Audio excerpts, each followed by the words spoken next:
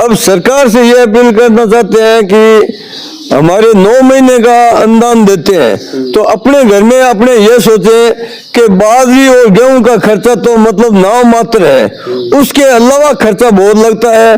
तो हम ये चाहते हैं कि गौशाला को 12 मास का अनुदान मिल जाए, तो ये चारे की व्यवस्था कर देते हैं। और उसके अलावा हम देखो हमारी गौशाला में 1.5-2 करोड़ का काम किया है, वो सरकार ने नहीं दिया, वो हम चंदा करते हैं, तिनखा देते हैं, चंदा से देते हैं।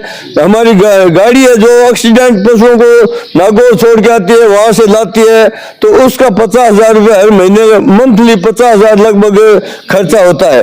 इसलिए चारे का पैसा हमें गवर्नमेंट से मिल जाए तो और व्यवस्था हम अपने आप हमारे बलबूते पर कर लेंगे।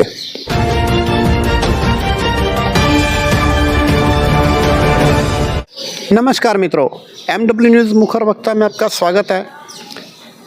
आज मैं पहुंचा हूं बीकानेर ज़िले के पलाना गांव के अंदर, जहां पर श्री कृष्ण गौशाला संस्थान पलाना की है। और गौशाला को अगर बात करें तो ये गौशाला बहुत ही शानदार तरीके से बनी हुई है। और ये जो ज़मीन है 5 बीघा ज़मीन के अंदर वर्तमान में संचालित हो रही है। और इसका जो ध्यान रखने के लिए स्टाफ बहुत ही गुणवत्तापूर्ण रखा हुआ है, जो साफ़ सफाई के लिए कह दो, या अगर बात करें पन्नाराम जी सियाग इनके जो अध्यक्ष हैं कमेटी के, और 24 घंटे अपनी सुविधा अपना जो टाइम पीरियड सारा का सारा वो इस गौशाला में लगाते हैं अपनी देख रेख में। चाहे सफाई की बात हो, चाहे पशुओं के ध्यान रखने की बात हो, चिकित्सा की बात हो, वो अपनी देख रेख में सारे काम करवाते हैं और बहुत ही शानदार तरीके से चल रही है। उनसे वार्ता करेंगे, जानेंगे कि गौशाला कब से चल रही है और क्यों बनानी पड़ी, किस लिए बनानी पड़ी और किस तरह मिल रहा है ग्रामीणों का सहयोग और प्यार। तो सबसे पहले प्रधान जी, आपका बहुत बहुत स्वागत है चैनल के अंदर। जय श्री कृष्ण। प्रधान जी, सबसे पहले आप अपने बारे में बताएं कि जो ये गौशाला है वो किस तरह से संचालित हुई। ये हमारे संत श्री रामसूदास जी महाराज के चेले प्रहलाद जी महाराज यहाँ एक भागवत कथा की थी, तो उन्होंने बोला कि ये पलाना गांव बहुत बड़ा गांव है, इसमें एक गौशाला की आवश्यकता होनी चाहिए। तो हमारे चाचा है रामचंद्र सनोप श्री भेराराम जी सियाग, उन्होंने 2 बीघा ज़मीन गौशाला में दी। उसके बाद उन्होंने मेरे को कहा कि यार पन्नाराम 2 बीघा गौशाला में अपने ज़मीन में दी है, तो हमने गौशाला का संचालन करना है। तो मैंने कहा कि भाई हमारे भी एक पूर्वजों की ज़मीन है, तो उसमें से 5 बीघा मेरे पास ज़मीन है, वो 3 बीघा मैं गौशाला को दे दूँगा। तो हमने 5 बीघा ज़मीन दे दी और फिर 5-4 महीना 12 महीना बाद में सारी रजिस्ट्रेशन भी करवा दी। हमारे खाते में थोड़ा सा झंझट, उसका 12 महीने लगने का कारण यह था कि हमारे खाते में थोड़ा झंझट था कि हमारा पूरा परिवार बहुत लंबा चौड़ा है। 600 आदमियों के नाम इस गौशाला के खाते, जो ज़मीन दी थी उसमें 600 नाम थे, हमारे बहन बुआ की बेटी बहना, इसलिए उस खाते को सुलझाने के लिए 12 महीना लग गए। प्रधान जी, ये बताओ कि आपकी जो गौशाला, जैसे आप बता रहे हैं संत श्री की वजह से जो है उनका विशेष रूप से डिमांड थी, एक मन में एक बंसी वाले ने अपने आप अलख जगाई आपके अंदर और आप लोगों ने जो है ज़मीन दान दी। तो ये लगभग कौन से सन की बात है जब ये गौशाला की शुरुआत हुई? ये 2010 की बात है। 2012-13 में रजिस्ट्रेशन हुआ और 2014 से ये 4 दीवारी होने के चालू हो गई। तो अब बात करें पन्नाराम जी कि ये जो गौशाला है आज की तारीख में लगभग कितने क्षेत्रफल में फैली हुई है? जैसे 2 बीघा उन्होंने दान दी, 3 बीघा आपने दे दी, 5 बीघा क्षेत्रफल में फैली हुई है, और इसमें क्या कुछ बना हुआ है आज की तारीख में? सर, हमारे यहाँ अभी 500 फुट RCC, 500 फुट व 21 फुट का RCC छपरे बने हुए हैं।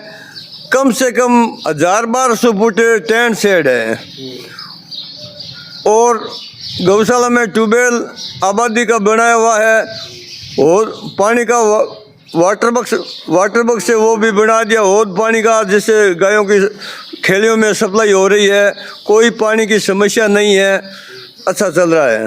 पन्नाराम जी, अब अपने बात करें कि आपकी जो कमेटी बनी हुई है गौशाला की, तो कमेटी लगभग कितने मेंबर की बनी हुई है और किस तरह से कमेटी के मेंबर जो सहयोग करते हैं? हमारे 21 आदमियों की कमेटी बनी हुई है। वो टाइम पे टाइम सब महीने हिसाब किताब भी देखते हैं और अच्छा चल रहा है। तो जैसे 21 आदमियों की जैसे कमेटी बनी हुई है, मुख्य रूप से अगर बात करें अपने, तो कितने मेंबर हैं जो लगातार टच में? आमतौर पर 21 के 21 तो जो है साथ नहीं रहते, कभी कोई बाहर भी जाता है, कोई मतलब 3-4 मेंबर एक्टिव रहते हैं या सारे के सारे एक्टिव रहते हैं? अभी ऐसा है कि हमारे सदस्य जो हमारे अमाउस की मीटिंग, अमाउस को हमायत करते हैं, उस दिन करीब लोग आ जाते हैं। कभी 5 आदमी वो नहीं आते हैं तो दूसरी अमाउस के दिन आ जाते हैं। कभी मतलब 2 आदमी नहीं आते हैं तो वो तीसरे में आ जाती है। वैसे क्रम से चलता रहता है। तो अपने जो इस गौशाला के अंदर आज की तारीख में कितने पशु कितने हैं जी? गोवंश की बात करें तो कितना गोवंश है, जिसमें नर है, मादा है और अपने जैसे नंदी भी होंगे, तो कितने हैं उसके बारे में बताएं। आज की तारीख में 611 गोवंश है और छोटे बड़े सब शामिल हैं। तो अनुदान लगभग सभी का आता है या कोई उससे कोई कम आता है? हमने पिछले समय 593 का अनुदान लिया था। ठीक है। और अभी 600 से ऊपर है। 600 से ऊपर है। Very good. मतलब कि जितना अनुदान आता है वो कहीं ना कहीं पशु लगभग उससे ज़्यादा ही है।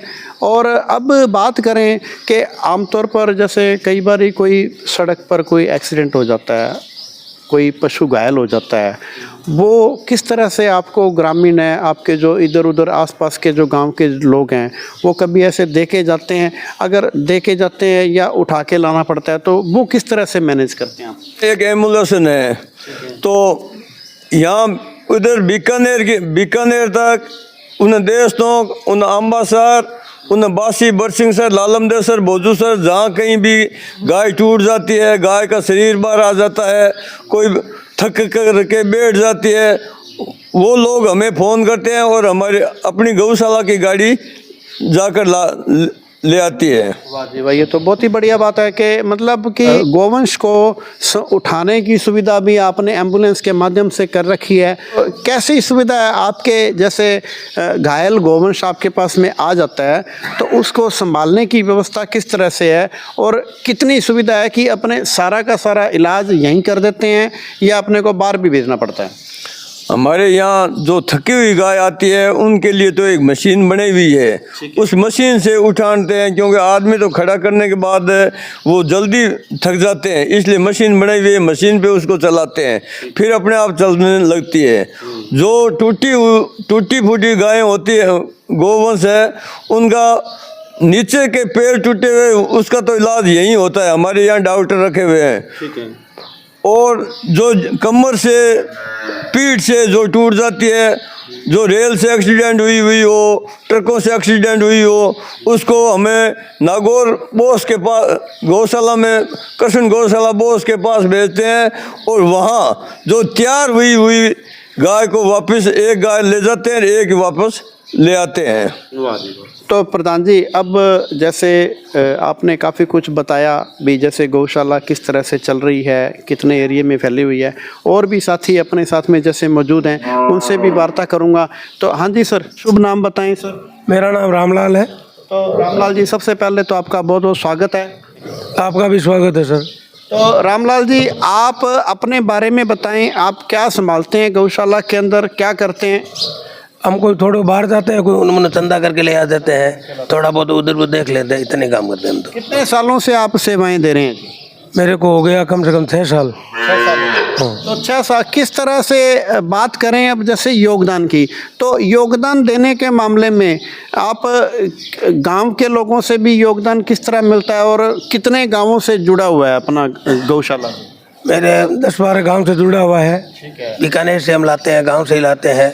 हमारे थोड़ी बहुत हम भी कुछ करते हैं इतना। तो जैसे गांव के अंदर जैसे कुछ बच्चे पढ़ लिख के कोई विदेश में चले जाते हैं, कोई NRI बन जाते हैं, और वहाँ से उन बच्चों से भी कोई अपने को योगदान मिलता है। हाँ थोड़ा बहुत मिलता है, जाते हैं तो मिलता है। और किस तरह साफ सफाई की बात करें तो साफ सफाई किस तरह से गौशाला में करी जा रही है, कितने लोगों का स्टाफ है? 15-16 आदमी स्टाफ है, सफाई के लिए, चारे के लिए, कोई उठाने के लिए, बैठन करने के लिए, सबके लिए 15-16 आदमी स्टाफ है। इसके अलावा और भी जैसे साथी मौजूद हैं, उनसे भी वार्ता करूंगा। हाँ जी सर, आपका शुभ नाम क्या सर? रामचंद्र। तो रामचंद्र जी, सबसे पहले आपका चैनल में स्वागत है जी। स्वागत है। तो रामचंद्र जी, आप अपने बारे में बताएं। आपने भी जो है गौशाला के लिए जो ज़मीन दान दी थी, तो किस तरह से मन में विचार आया? कोई विशेष कारण था? कोई कारण नहीं था विशेष की है कि महाराज ने देख महाराज भागवंत में जार के एक मन में विचार आ गई हो, मन में विचार आ गया और गाय का नाम कर दिए। गाय का नाम कर दिया। आपने 2 बीघा जमीन दान दी थी? 2 बीघा। तो लगभग अब जब ये जो मुहिम छेड़ी थी, ये मुहिम छेड़ के आज किस तरह से फील हो रहा है कि गौशाला किस तरह? बढ़िया हो रही है, बढ़िया हो रहा है, बढ़िया हो रही है। और बात करें, देखो जी, जो गौशाला है वो केवल अनुदान से नहीं चलती। हालांकि 9 महीने का अनुदान आता है, उससे तो सिर्फ भी आप या तो हरा चारा खरीद लो, या आप जैसे स्टाफ भी रखा हुआ है उनको वेतन भी दे रहे हैं। लगभग कितना वेतन दे रहे हैं अपने? अब वो महीने करीबन 1.5 लाख रुपया लगे हैं। तो किस तरह से मैनेज करते हैं? गांव वालों का किस तरह से योगदान मिलता है? कि कुछ गांव वालों से मिलता है, कुछ बाहर से मिलता है, कि सरकार मिलता है, यूँ कर भी सारा मिला के आई चलाई चलने वाली बात चलने वाली है। ठीक है। तो अब बात करें कि अपने जो इस गौशाला से कितने गांव जुड़े हुए हैं जो पशु दे के भी जाते हैं और साथ में योगदान भी देते हैं? कौन से गांव?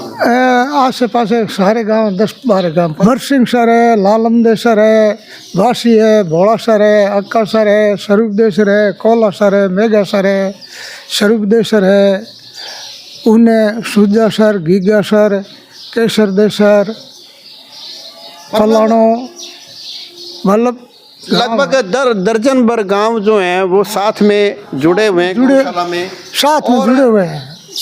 वहाँ पे किसी भी गांव में गौशाला नहीं है?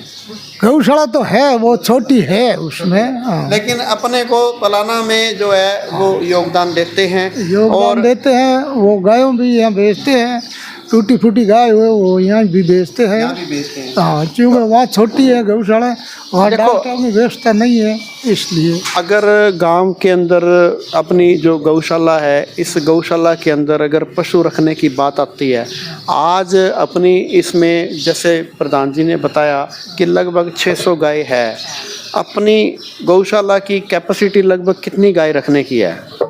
कैपेसिटी अब देखो जमीन के हिसाब तो इतनी गाय हम क्योंकि ज़्यादा की है, मतलब भीड़ हो जाती है। भीड़ हो जाती है, फिर वो संभालने वाला काम नहीं होता। संभालने वाला तो कड़ा 1-2 मजदूर तो कड़ा बढ़ा सकते हैं, पर पशुओं की तो खुद की तो भीड़ होती है ना, आपसे होती है। और दूसरा मतलब जितना चल रहा है वो बहुत ही शानदार तरीके से देखिए है कि सही सलामत चल रहे हैं। सही सलामत चल रहे हैं।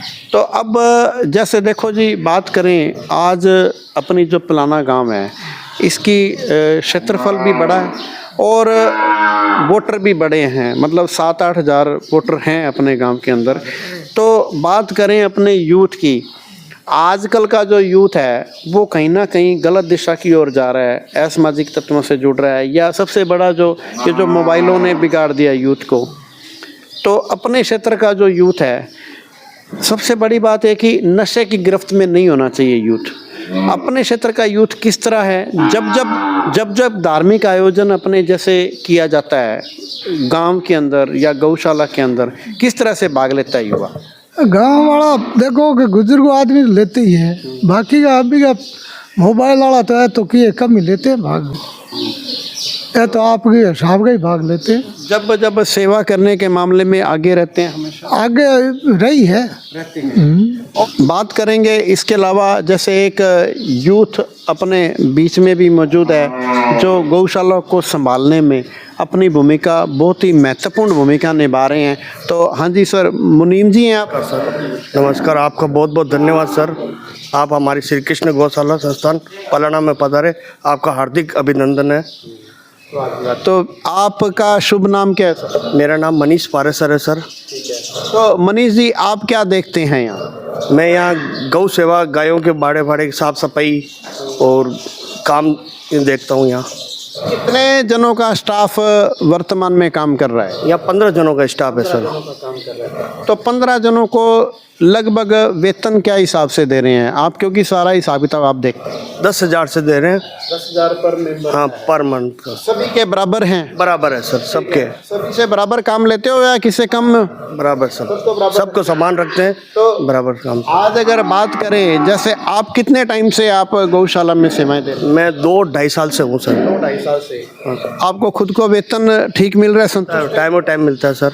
आप इसी गांव के रहने वाले हैं? नहीं सर, मैं नागौर जिले का हूँ सर। नागौर जिले के मेड़ता सिटी का। हाँ सर। आप सिर्फ गौशाला के लिए आए थे? एक्चुअली सर, क्या गरीबी थी मेरी।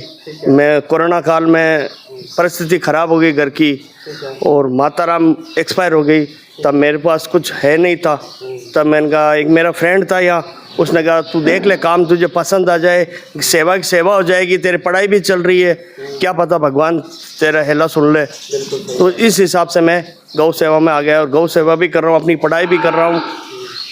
आप क्या कर रहे हैं पढ़ाई में? पढ़ाई में सर मैंने रीट की, अभी एग्ज़ाम दूंगा 27 फरवरी को। ठीक है, वेरी गुड। कहते हैं भी कहते हैं कि गौ की सेवा जो करता है ना, उसको भी इससे बड़ी कोई सेवा नहीं है।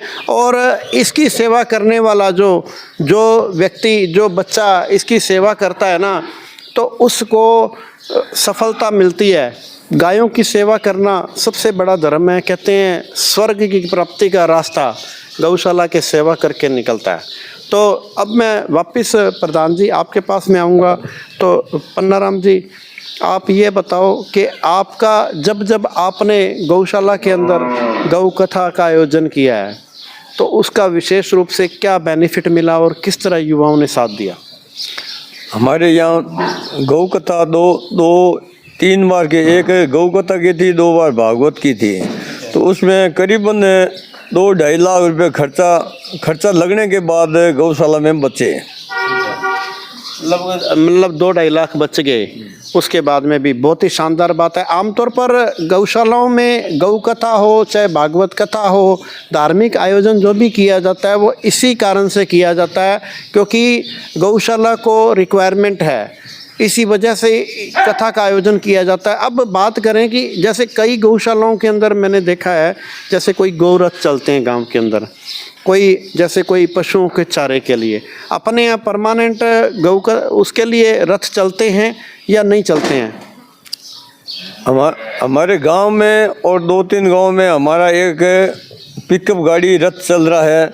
उसमें करीबन 2-2.5 हज़ार रुपये रोज़ के आ जाते हैं। कभी उसमें कणक, कोई खल डाल देते हैं, कोई कल डाल देते हैं, कोई गुड़ डाल देते हैं, और वो शाम को गायों को दे देते हैं। क्या बात है, ये तो बहुत ही बढ़िया बात है। और मैंने ये भी सुना था कि अपने गोबर गैस की भी व्यवस्था कर रखी है, उसके बारे में थोड़ा बताएं जी, कैसे विचार आया और कितना टाइम हो गया आपको? हमारे एक यहाँ आए थे कि आप भी गोबर गैस लगो, तो हमने सोचा कि गोबर गैस का प्रयोग हर चीज़ का अनुभव होना आवश्यकता है। कि एक बार उन्होंने कहा भी हम सब्सिडी दे देंगे, आपके 30 हज़ार रुपये लगेंगे, बड़ा प्लांट लगा देंगे। तो हमारे यहाँ 6-7 टंकियाँ जल रही थी। हमने सोचा कि भाई 4-5 महीने में अपने इसका खर्चा तो निकल जाएगा, फिर ये कोई एकदम तो ख़त्म होगा नहीं, 8-10 साल चलेगा। तो अभी हमारा गैस प्लांट भी अच्छा चल रहा है। कितना टाइम हो गया जी इसको बनाए को? करीबन 15 महीने हो गए। 15 महीने हो गए। 15 महीने से आप ये गैस प्लांट बनाने के बाद में आपको संतोष मिल रहा है? हाँ सर। तो अब बात करें अपने गांव के यूथ की, क्योंकि आप पिछले 2013 से आप गौशाला आप संचालित कर रहे हैं, और गांव का यूथ किस तरह है, कितना यूथ ऐसा है जो पढ़ लिख के विदेश गया है या सरकारी नौकरी में लगा है, और वो किस तरह योगदान देता है जी? हमारे गांव से करीबन 200-250 आदमी मतलब बाहर गए हुए हैं, वो हमारे को सहयोग देते रहते हैं और उनका मन भी गौशाला में लग रहा है। जब वो छुट्टी पर आते हैं तो गौशाला एक बार ज़रूर आके जाते हैं। भाई ये तो बात रही जो बच्चे विदेश गए हैं या सरकारी नौकरी में गए हैं। अब बात करें कि आपके जैसे 15 से 16 लोगों का स्टाफ है जिनको आपने नियमित रूप से रखा हुआ है, जिनको आप मासिक वेतन देते हैं, वो तो उनकी तो है ड्यूटी। उसके अलावा जैसे कोई बच्चे और रूटीन में आते हैं, उसके बारे में बताएं, जो सेवा करने के लिए विशेष रूप से आते हैं। हमारी गौशाला में सुबह स्कूल जाने से पहले या ड्यूटी जाने के पहले कोई आधा घंटा, कोई 1 घंटा, कोई मतलब कबूतरों को चुगा लेके आ जाते हैं, कोई गायों को रोटी लेके आ जाते हैं। वो यहाँ चुगा और रोटी गौ माता को दे करके फिर वापस चले जाते हैं, अपनी ड्यूटी करते हैं। तो मतलब कि कितनी संख्या बल होगा लगभग? वो लगभग 15-20 आदमी रोजाना आते हैं। मतलब 15-20 आदमी अलग अलग आते हैं, वो सेम ही आते हैं या बदल बदल? सेम नहीं, कभी कोई आ जाते हैं, कभी कोई आ जाते हैं। नौकरी वाले तो क्योंकि कोई बाड़मेर है, कोई बीकानेर है, कोई नौका है, कोई नागौर है, तो वो हमेशा तो आ नहीं सकते। कभी जो छुट्टी पर आए हुए हैं या कोई नज़दीक के हैं वो अप डाउन करते हैं, वो आ जाते हैं। मतलब 15-20 लोग, 25 लोग जो हैं वो लगातार कभी कोई तो कभी कोई, मतलब ग्रामीणों का, गांव वालों के, युवाओं का विशेष रूप से गौशाला के प्रति सेवा करने का जो धर्म निभा रहे हैं, बहुत ही शानदार निभा रहे हैं। अब बात करें जितने भी दर्शक आपको देख रहे हैं प्रधान जी, आपके मिलने वाले देख रहे हैं, आपके शुभचिंतक, आपके गांव के नहीं बल्कि आसपास के गांवों के लोग भी देख रहे हैं, उनको आप क्या संदेश देना चाहेंगे, क्या उनको अपील करना चाहेंगे? अभी हमारे गांव के बाहर के लोग, हमारे जो दोस्त है, हमारी कोई जानकार है, कोई रिश्तेदार है, उनसे हम ये भी बोलते हैं कि गोदान कहीं भी दें। वे हर गांव में कोई देने की आवश्यकता नहीं है, आप कहीं भी दो, गौ के मुख पड़नी चाहिए। तो लोग बाग अब पलाना के देशनों दे देते हैं, पर देशनों वाले हमारे को देते हैं, बरसिंह वाले हमारे देते हैं, बरसिंह लालम दे देते हैं। तो एक दूसरे का सहयोग वैसे कर्म से चलता रहता है।